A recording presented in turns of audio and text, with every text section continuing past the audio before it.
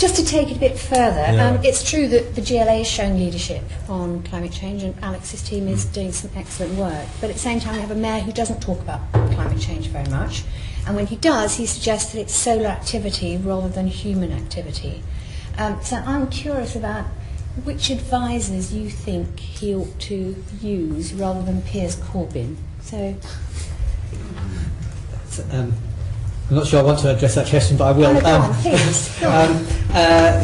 Who would be a good advisor? Well, our aim is to get as objective information out there and support debate, to be honest.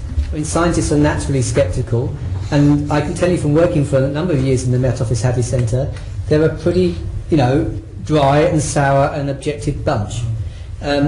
So where we do see debate, we just try to make sure the facts are on the table and then let people make up their own minds.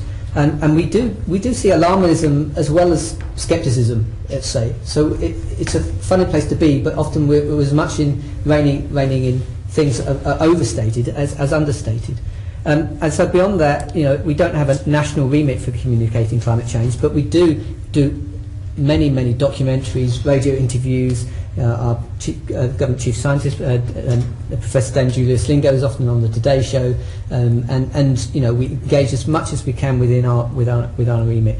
It's not for us, of course, to recommend individual advisors for politicians, but we do try and make sure that everybody's got the information that they need to make a good decision.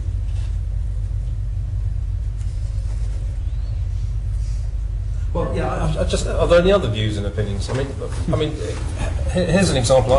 It just strikes me amongst the political classes, we've got probably more lawyers than anything else, and the way they look at things is quite different from the way you yourselves, as in the scientific community, look at things. Well, we have a government at present in which departments have quite strongly different views of climate change and its relevance for policy. DEC is strongly admitting, and it's a working assumption in everything they do. But in DEFRA, I would say things are different. And that's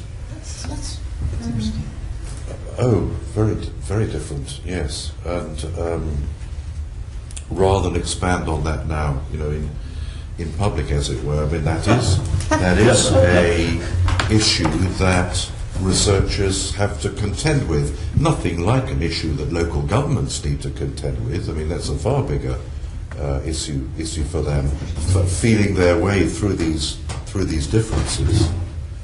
But there are, specifically in response to Jenny Jones' question, I mean, there are very good people in central government, such as the head of, perhaps I won't mention a name now, such as the head of science on climate change in DEC, who's been there for many years, was in DEFRA beforehand, has a long experience in this area.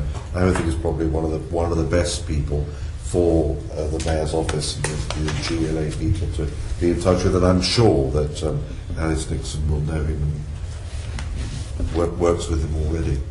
There we go. We've got a recommendation. I just think it's the lack of leadership from the mayor that's giving us problems in London.